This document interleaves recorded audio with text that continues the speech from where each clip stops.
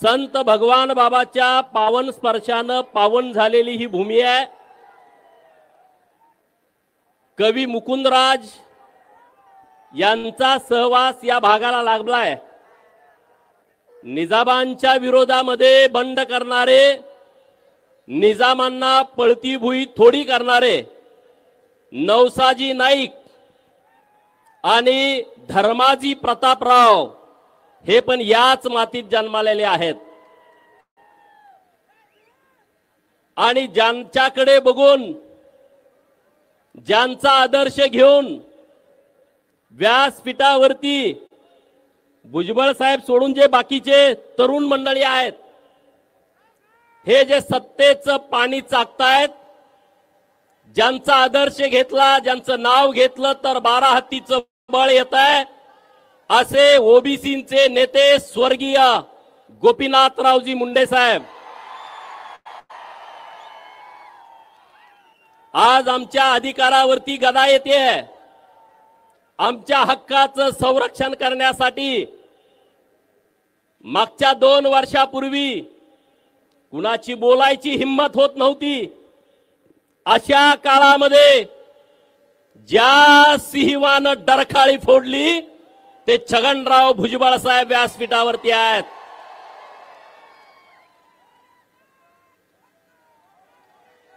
राज्याचे माजी मंत्री ज्यांच्या शब्दाला धार आहे असे माननीय धनंजयराव मुंडे साहेब व्यासपीठावरती आहेत। माननीय प्रकाशांना, लक्ष्मणराव हक्के साहेब, बाकीचे सगळे मंडळी, मी आता वेळ जास्त घेत नाही। मित्रांनो, मी पश्चिम महाराष्ट्रातून आलो आहे। 1962 ला इंग्रजांच्या विरोधामध्ये लढणारे क्रांतिसिंह नाना पाटील सातारा लोकसभेमध्ये हरले, परंतु 1967 ला याच भूमीनं त्यांना लोकसभेमध्ये पाठवलं होतं। याचा सर्वस्वी अभिमान माझ्यासारख्या कार्यकर्त्याला आहे। मित्रांनो, भुजबळ साहेबांच्या नेतृत्वात इथं एक एल्गार सभा मागे झाली होती आणि आता दुसरी एल्गार सभा माननीय भुजबळ साहेबांच्या नेतृत्वामध्ये आपल्या या बीडच्या भूमीमध्ये होते आहे। भटका विमुक्त, ओबीसी, मायनर ओबीसी 346 जाती आहेत। मित्रांनो,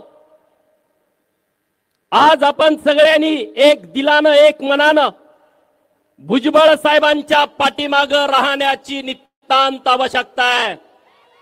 मान्य आहे का तुम्हाला? कुणाकुणाला मान्य आहे? हात वर करा सगळे। मीडियावाले मित्रांना माझी विनंती आहे, ते आमच्यामध्ये भांडणं लावू पाहतायत, जरा हात थोडा वेळ वर धरा। ते आमच्यामध्ये भांडणं लावू पाहतायत।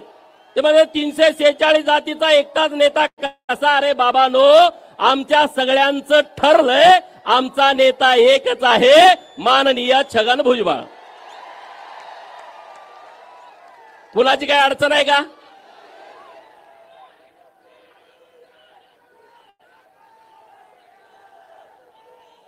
मित्रांनो, माधव हा फॉर्म्युला पण मागे बघितला होता राजकारणामध्ये। माधव म्हणजे कृष्ण, आणि कृष्ण नीती आपण आता अवलंबली पाहिजे। सगळ्यांनीच लढायची आवश्यकता नाही, सगळ्यांनीच हातामध्ये सुदर्शन चक्र घेण्याची आवश्यकता नाही, आणि प्रत्येक वेळेस लढताना आपल्याच हातात बाण येईल असं नाही। कधी कधी अर्जुनाकडे बाण द्यावा लागतो, आणि आपल्या सर्वांचा अर्जुन इथं व्यासपीठावरती बसलाय। बाण त्यांच्या हातामध्ये आहे, बाण त्यांच्या हातामध्ये आहे। आपण सगळे सैन्याच्या भूमिकेत आहोत, कार्यकर्त्याच्या भूमिकेत आहोत। तिकडच्या आळीमध्ये बऱ्याच गडबडी सुरू आहेत। त्यांना माहित आहे ओबीसी मध्ये जर फूट पाडली तरच आपलं गणित जुळू शकतं, आणि म्हणून त्याने एक पिल्लू सोडलं। काय पिल्लू सोडलं? की धनगरांना एसटीतून आरक्षण द्या, आमचा पाठिंबा आहे।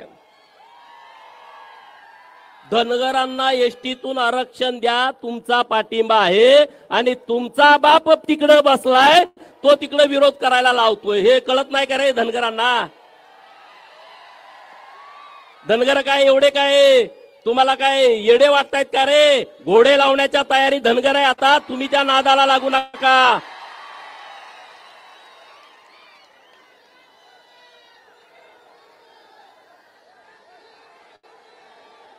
धनगरांना दोन भूमिकेत जावं लागणार आहे.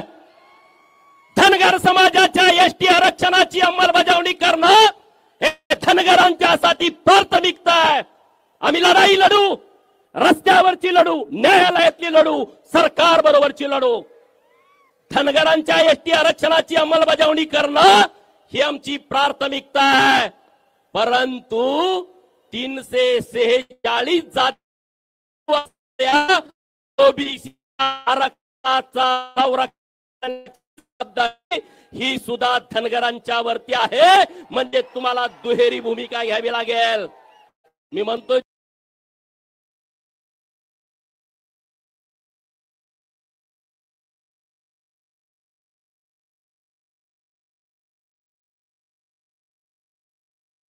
योग्य आहे का अयोग्य आहे? जरा जोरात आवाज. कसं उभा कुठं राहायचं, अधिकारी कसं व्हायचं, हे वंजारी समाजाकडून सगळ्या ओबीसी आणि धनगरांनी शिकला पाहिजे. धनगरांनी तर पहिलं शिकलं पाहिजे. अरे मग या प्रस्थापिताच्या छाताडावरती घरी जाऊन नाचाल तुम्ही, एवढी क्षमता आणि ताकद तुमच्यामध्ये आहे. माझा माळी समाज एकजूट आहे, परंतु शांत आणि संयमी आहे. आणि म्हणून हे महादेव भुजबळ साहेबांच्या उपस्थितीमध्ये मी त्यामध्ये काही विषय जोडणार आहे. माळी धनगर वंजारी हा माधव आता आपल्याला तो माधवराव करावा लागणार आहे. म्हणजे माळी धनगर वंजारी रामोसी आणि वडार हे समाज आपल्या बरोबर जोडून छोट्या छोट्या समाजाला, बंजारा समाज आपला मोठा आहे, एसटी आरक्षणाची मागणी आहे. हा आम्ही आमच्यात काही करू, आमचा पाठिंबा या सगळ्या विषयाला. परंतु ओबीसीची चळवळ खिळखिळी करण्यासाठी एका बाजूला धनगरांना पाठिंबा द्यायचा. पाठिंबा कोण देतोय? तो कारखानावाला. काय नाव त्याचं? अरे त्याच्या गावामध्ये अहिल्या देवीचा पुतळा लावायला ह्या अवलादीनं विरोध केला. तो झेंडा लावायला देत नाही आणि तो धनगरांना आरक्षण द्या म्हणतोय. हाकेसराच्या गाडीवर दगड टाकणारा गेवराईतला म्हणतोय धनगरांना आरक्षण द्या. अरे काय आम्ही एवढे येडे राहिलोय काय? हा म्हणजे ओबीसीचं सगळं आरक्षण केलं पाहिजे, धनगर बाजूला पडला पाहिजे. माळी समाजाला एकटं पाडायचं आणि वंजाऱ्यांना शिव्या द्यायच्या, हा तुमचा एक कलमी कार्यक्रम चाललाय. समाजाला कशा काय शिव्या देऊ शकता रे? कसं काय तुम्ही देऊ शकता समाजाला शिव्या एखाद्या? आणि म्हणून हे इथून पुढच्या काळामध्ये आपण खपून घ्यायचं नाही. खपून घेणार का? अरे दोन नेते आपले ओबीसीचे आहेत. छगन भुजबळ साहेब एकदा बोलले होते प्रेसमध्ये की बाबा आज आमच्या आरक्षणावरती एवढी गदा येते. गोपीनाथराव मुंडे साहेब आज हयात नाहीत. दोघंही आपले वाघ लढत होते. मित्रांनो, मुंडे साहेबांसारखा एक राजबिंडा नेता आपल्याला लाभला होता. एखादा सुपरस्टार सुद्धा मुंडे साहेबापेक्षा कमी देखणा असेल. व्यासपीठावर बसले आणि कंगवा फिरवायला लागले ना, आपण बघत राहायचो. बोलायला लागले तर ऐकत राहायचो. असे दोन नेते आपल्याला मिळालेत मित्रांनो. आणि म्हणून आपल्यात घाई गडबड करायची नाही. आपल्यात फूट पाडायचा प्रयत्न सुरू आहे. सतरंजीवरती बसायची वेळ आली. मला सांगितलं संयोजकांनी, गोपीचंद सतरंजी उभास, मी मांडी घालून खाली बसणार. कारण ओबीसीचा हक्क महत्वाचा आहे, ओबीसीचं संरक्षण महत्वाचं आहे. आपण सगळे नेते होऊ शकत नाही, आपण सगळे राजकारण यात आणायचं नाही. आपला ओबीसी चळवळीचा एकच नेता आहे आणि तो छगन भुजबळ साहेब आहे. आणि छगन भुजबळ साहेब ठरवतील ती दिशा आपली आहे. हे तुम्हाला मान्य आहे ना? मान्य आहे का सगळ्यांना? हात वर करून जोरात सांगा. मग आता भुजबळ साहेब तुम्ही ठरवाल ती दिशा आहे आणि त्या दिशेच्या सोबत आम्ही सगळेजण आहोत. अरे सरसकटचं प्रकरण आलं, सरसकटचं प्रकरण आलं. आमच्या मामीला द्या, मामाच्या मामीला द्या, मामीच्या काकाला द्या, काकाच्या पुतण्याला द्या. अरे काय सरसकट प्रकरण गेल्या वर्षी आलं, त्याचं एवढं वादळ उठलं. भुजबळ साहेबांच्या नेतृत्वात आपण सगळे एक झालो आणि बाबांनो ते सरसकटचं प्रकरण जागच्या जागी थांबलं की नाही थांबलं? नाहीतर आता सगळे आम्ही हे आहे आम्ही ते. आता मग तुम्ही कसं काय रे, तुम्हाला कमीपणा वाटत नाही का आमच्या बरोबर बसायला? हा, गरीब मराठा समाजाच्या विरोधामध्ये ना मुंडे साहेब होते, ना भुजबळ साहेब आहेत, ना गोपीचंद पडळकर आहे, ना धनंजय मुंडे साहेब आहेत. गरीब मराठा समाजाच्या विरोधात आम्ही कधीच नाही. जे तुम्हाला वेगळं आरक्षण दिलंय त्या वेगळ्या आरक्षणाचं आम्ही सगळे समर्थन करतो की नाही? वेगळं आरक्षण आहे नाही तुम्ही ओबीसी विरोध करतोय, ओबीसी विरोध करतोय. मीडियावाल्या मित्रांना माझी विनंती आहे, ओबीसी सगळा समाज गरीब मराठा समाजाला, मागासल्या मराठा समाजाला जे वेगळं एससीबीसीचं आरक्षण दिलंय त्याचं आम्ही कालही समर्थन करत होतो, आजही समर्थन करतोय आणि उद्याही समर्थन करणार आहे. आम्ही गरीब मराठा समाजाच्या विरोधात नाही, पण गरीब मराठा समाजाचं भांडवल करून जो प्रस्थापित मराठा समाज आहे तो आमच्या सुताराचं, कुंभाराचं, लोहाराचं, घिसाड्याचं, गावगाड्यातल्या राहणाऱ्या छोट्या छोट्या समाजाचं सरपंच पद हिसकावू पाहतोय, याला आमचा विरोध आहे. म्हणे सुताराचा पोरगा सरपंच झाल्यावर आम्ही कसं पुढे बसणार? मी चंद्रकांत दादांचं खरं तर अभिनंदन करेन. त्यांनी सांगलीच्या कार्यक्रमामध्ये भूमिका घेतली. या महाराष्ट्रामध्ये जे आरक्षणाचं राजकारण सुरू आहे त्यांना गरीब समाजाची लोक सरपंच पदावरती बसलेली आवडत नाहीत, त्या खुर्चीच्या पुढे बसायला लाज वाटते आणि म्हणून हे आरक्षणाचा हा घाट त्यांनी घातलेला आहे. पण हा सगळा समस्त ओबीसी समाज तुमचा हा घाट हाणून पाडणार आहे. ओबीसीच्या चळवळीमध्ये येताना अरे समोरनं लांडग्याचं कळप अंगावर यायला लागलाय, लांडग्याचा कळप तो तुमच्यावरती अटॅक करायला लागलाय आणि आपण म्हणतोय नाही नाही आम्ही सर्व समावेशक आहे, आम्ही नुसतं ओबीसी नाही, आम्ही सर्व समावेशक आहे. लांडगा तुमचा आता गळा घोटणार आहे आणि आपण म्हणायचं का आम्ही सर्व समावेशक आहे? अरे आपल्या हातात आहे ते फेकून मारलं पाहिजे आणि सांगितलं पाहिजे मी ओबीसी आहे. अरे तुम्ही जरी नाही सांगितलं तर ते म्हणतातच ना.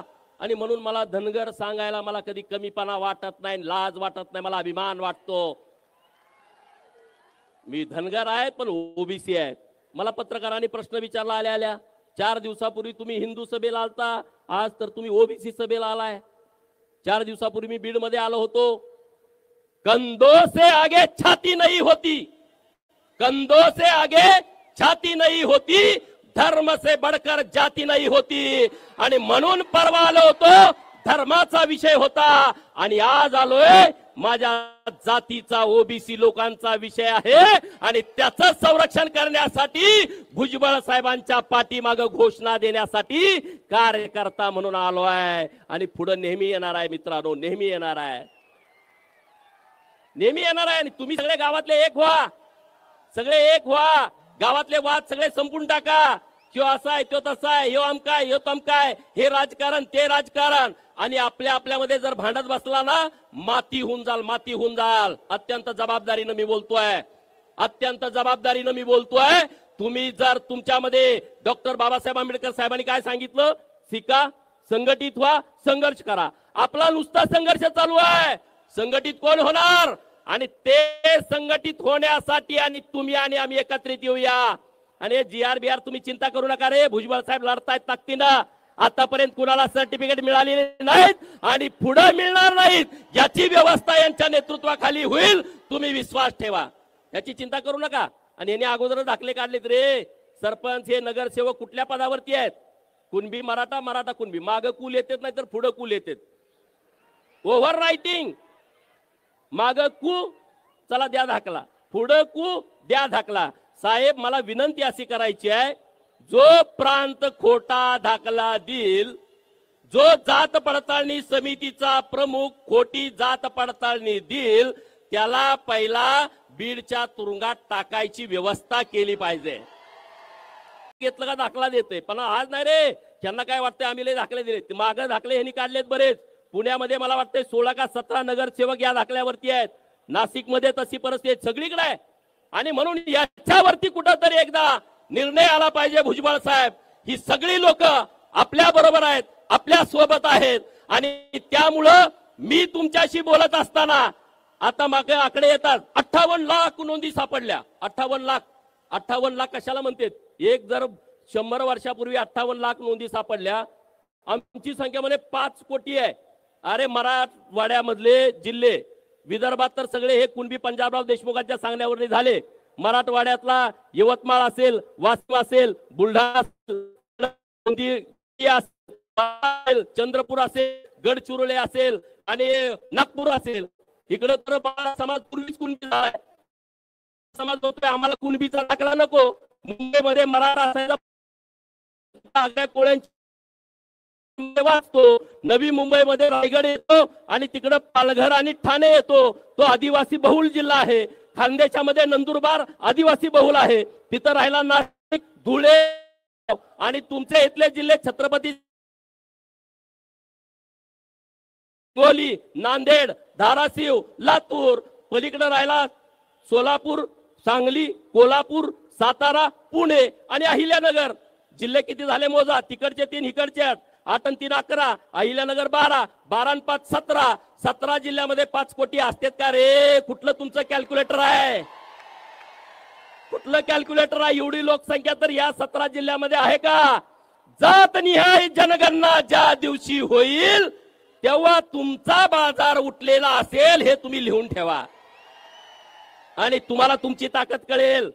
सुताराला कुंभाराला ती मध्ये माझं एकच घर आहे. अरे तुझं गावात एक आहे, पण विधानसभा मतदारसंघात 1000 घर आहेत की. 1000 गुणुले 5 कर की. लोहार म्हणते माझं गावात एकच घर आहे, लपतय. अरे गावाचा विचार करू नको, विधानसभा मतदारसंघाचा विचार कर. तेव्हा तुझी 5000 7000 लोकसंख्या होत्या. आणि या महाराष्ट्रामध्ये असे कितीतरी आमदार आहेत की जे 5000च्या आत निवडून आले. एकटा लोहार एखाद्या आमदाराला पाडू शकतो, एवढी हिंमत तुमच्यामध्ये आहे रे. तर तुम्ही म्हणताय जाऊ द्या, ते भुजबळ साहेबांचं काम आहे. अरे भुजबळ साहेबांचा 78वा वाढदिवस झाला परवा. सगळे उभा राहून त्यांना वाढदिवसाच्या शुभेच्छा द्या. सगळे उभा राहा.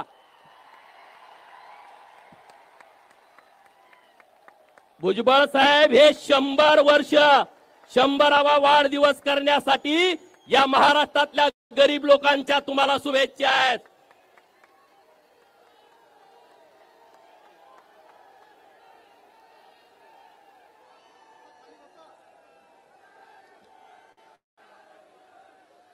अरे मित्रांनो, हे म्हणले की जिथं मुंडे साहेब जातील, भुजबळ साहेब जातील, तिथं निवडणुकीला पाडा.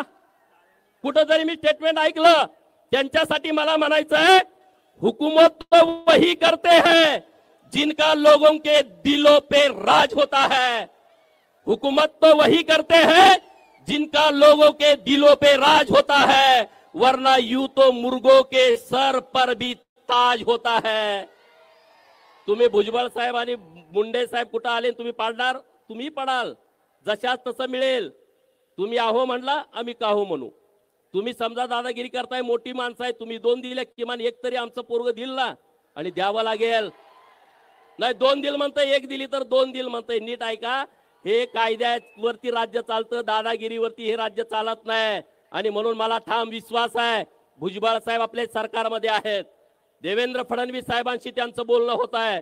चिंता करू नका, ओबीसी वरती कुठलाही अन्याय होणार नाही, याची जबाबदारी भुजबळ साहेब घेतील. आणि आपण सगळे सैन्य म्हणून भुजबळ साहेबांच्या पाठीमागे ताकदीने उभा राहू. मुंडे साहेबांचं जे